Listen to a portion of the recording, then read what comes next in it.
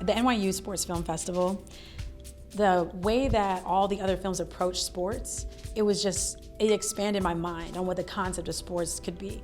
There were some very good films. There was some really intense, unrelenting stories for both documentary and narrative, whether it's football, basketball, baseball, even fencing. The Q&As were great. I love hearing all these different perspectives of people who have been in this industry specifically with this type of storytelling and seeing their perspective. Filmmaking and sports are like the same thing in a sense that it's about the emotional engagement, it's about being less alone, it's about connecting with people.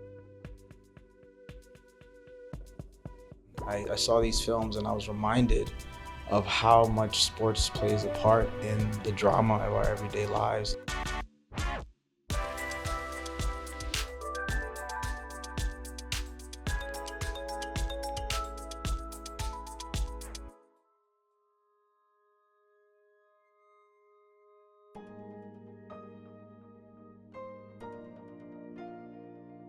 The NYU Production Lab and NYU Athletics co-produced the third annual festival, bringing the 2023 edition to new heights. From over 75 submissions, 12 official selections were screened, and 6 honorable mentions were featured, highlighting powerful narrative and documentary sports storytelling. Half of the films were also selected from the new non-NYU category, which was introduced to support the best sports content from around the world. We are now proud to present the NYU Sports Film Festival's third annual special on SNY, featuring 3 short films made by NYU students. Hi, my name is Eric Zhang. I'm the writer and director of Foot. I'm a second-year MFA student at NYU Grad Film, and Foot is about a little kid struggling with his desire for a better soccer.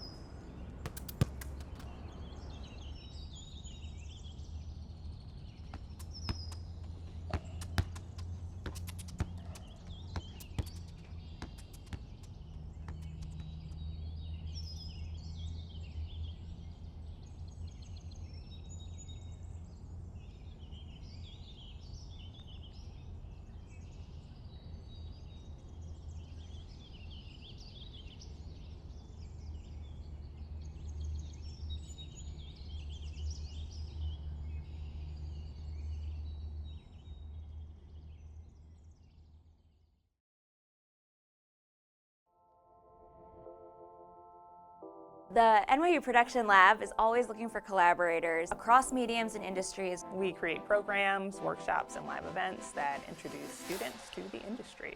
The NYU Production Lab has access to the next generation of storytellers and the skills to help develop those artists. The NYU Production Lab wants to work with you. If you have new stories that you want to tell, if you want to meet new talent, if you want to help shape new young storytellers, come work with us.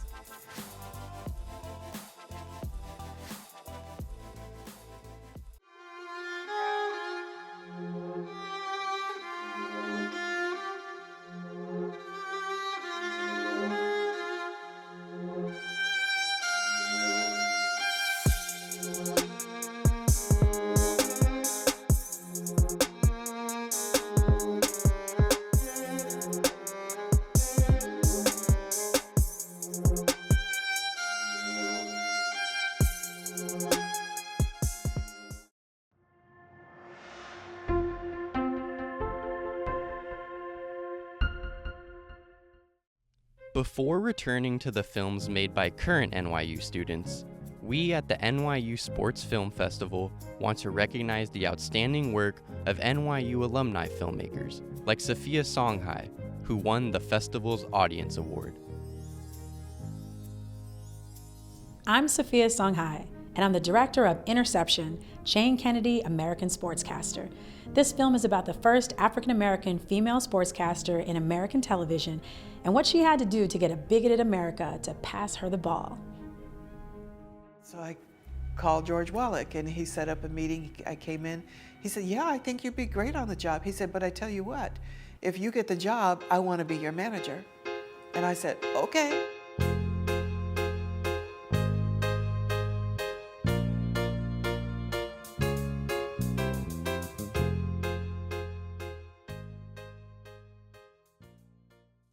They said no, they're not looking for a black and they're not looking for a non-journalist. And my parents always raised me to never doubt myself. If you want to do something, go for it. And if it doesn't work that way, figure out another way to do it.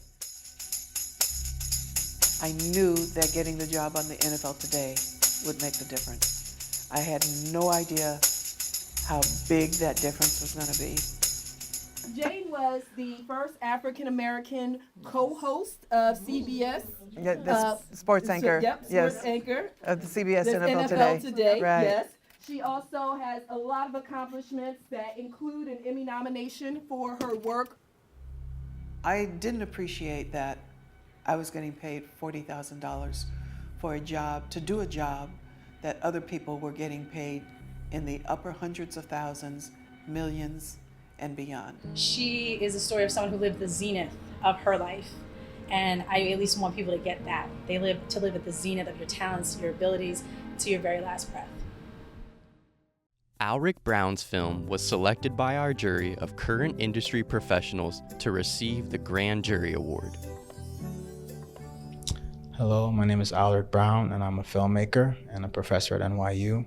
The title of my film is End of the Sun, The Legacy of Jackie and David Robinson. The film tells the story of baseball legend, baseball great Jackie Robinson and his son, who has made a life for himself in Tanzania. It also discusses this family's legacy and what they've done for the world, or not just for baseball, but for pretty much humanity.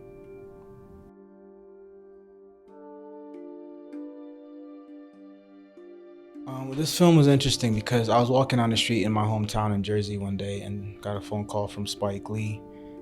Said, hey, you did stuff in Africa, right? Because he knows I worked in Africa on a couple of my previous projects, and you want to do this project on David Robinson? I'm like, the basketball player?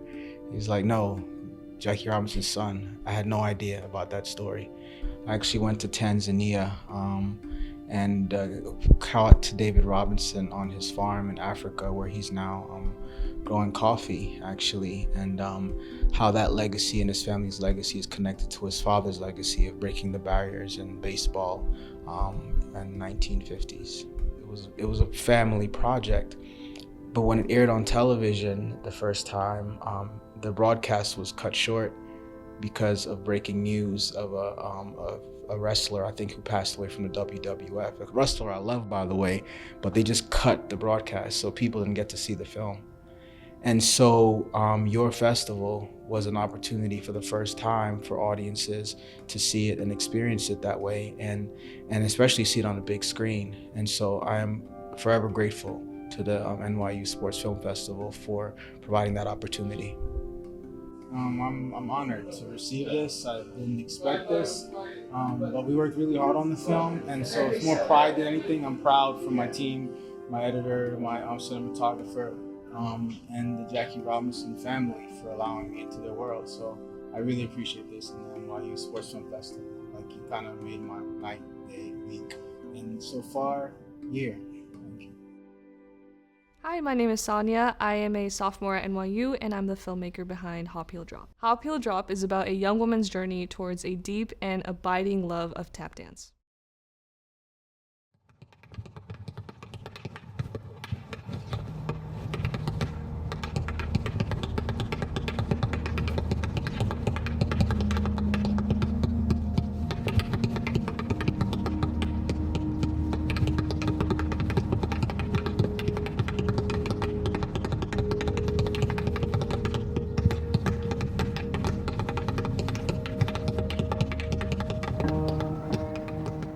You have to be in time, you have to listen to the music. You are the bass. You're creating music with your feet. It's hard, and knowing that you can do something that's so hard feels so cool. With tap, it's less about how you move and more of the music that you're making.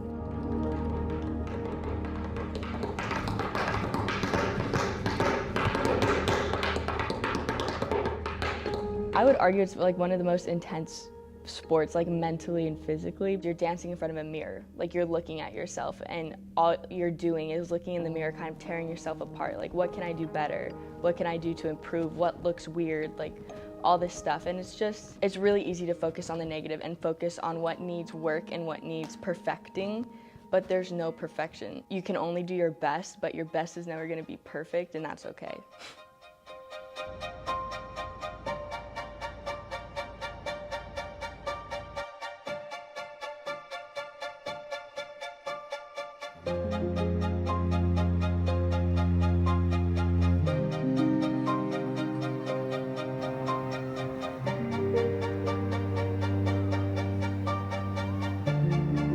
You have these teachers that you work with and teachers that you grow up with, and I had a teacher who told me I shouldn't be dancing, a jazz teacher who told me I shouldn't be dancing because I wasn't good enough and I was lazy and all this stuff. At 9 years old, hearing this teacher who you look up to, like more than anybody in the world, say that to you was crushing. But my tap teacher said, stop, you can quit jazz, but keep coming to me, keep coming to tap class. Don't give up on this, like you're good. Later down the road, as I got more comfortable with tap, then I tried out for the dance team. And I was on intermediate dance at first because I didn't think I was good enough because this teacher told me I sucked. Now I'm on the varsity dance team, which feels like a dream. It took one teacher to make me want to quit and one teacher to make me come back. There's something that's so exhilarating too when you're out on this stage, like performing and doing what you love. It's an out-of-body experience. When you do achieve that one step that you've been working on for months, or you get that set of turns and you achieve something that you felt was unimaginable when you first learned it, that is the best feeling in the world.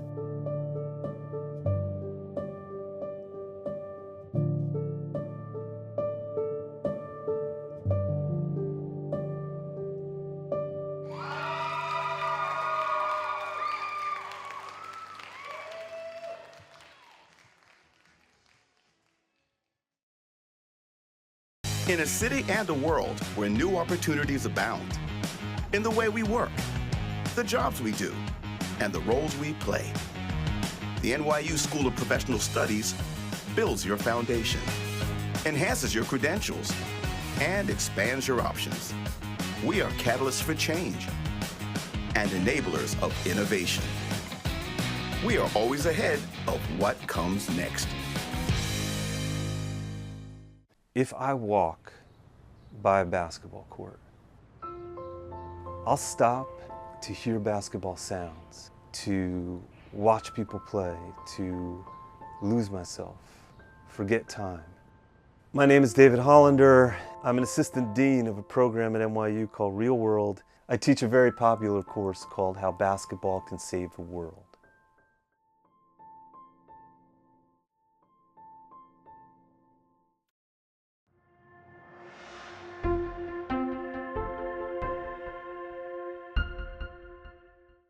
The third annual NYU Sports Film Festival also held honorary Q&As at the iconic Village East by Angelica Theater.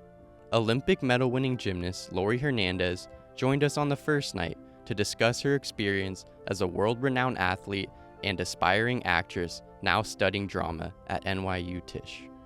I think movies and film in general, they not to get all deep, but they inspire so many different generations, and whether that be through animation, documentary, fiction, nonfiction, there's a world out there for everybody. Director of Adam Sandler's basketball film Hustle and executive producer of Monster Factory, Jeremiah Zagar, joined us on the second night, illuminating the intriguing patterns of his impressive career so far. Sports movies predominantly are about will, right? It's like somebody who's like comes from nowhere and who knows if he can do it or not. That's like filmmaking. You know, you're like, I don't know if I can do this. This is crazy, and then you kind of get your friends together and you make something crazy, and then you will it into existence. I like that arc of storytelling. That's what Always a Fire is about. You know, that's what Hustle is about. That's what Monster Factory is about. Before the festival's culminating networking reception and awards ceremony, the NYU Production Lab hosted speaker panels for the NYU community and beyond to learn from successful industry professionals. The audience heard from WME agent Carlos Fleming, now head of WME basketball, who has represented some of the most elite athletes in the world, such as Venus and Serena Williams, together with WME partner Benjamin Simone, who represents icons such as David Beckham and Questlove. The two shared their valuable insights on sports media, sports marketing, and agency across different fields. Award-winning producers Carolyn Hepburn, George Veras, and Andrew Mays also joined us for an engaging conversation on the sports film production landscape. Hepburn, an Emmy-winning producer now at ESPN Films, Veras, former COO and producer at the Professional Football Hall of Fame, and Mays, recently an archival producer on Bill Russell Legend, all contributed their advice to aspiring creatives. When you're been told a no, like, how do you react to it? You know, you don't just give up. It's like, well, we're gonna find a way, you know, and it's either we're gonna pivot and try something different, or we're going to not take no for an answer and keep going at the people until they finally say yes. A, learn something different every day. B, write. C, love what you do. And don't be discouraged if you maybe don't have the same starting point as someone else. Almost everyone I know has kind of some weird background that kind of ended in film. Hi, my name is Jason Adam Mazel. I'm a writer and director from Johannesburg, South Africa. I'm a thesis student at the NYU Graduate Film Program, and I am the writer, director, and producer of Fool's Mate. Fool's Mate tells a story of a lonely man practicing chess in the park. When he notices an unlikely challenger, he embraces the challenge, but potentially by doing that, gets more than he bargained for.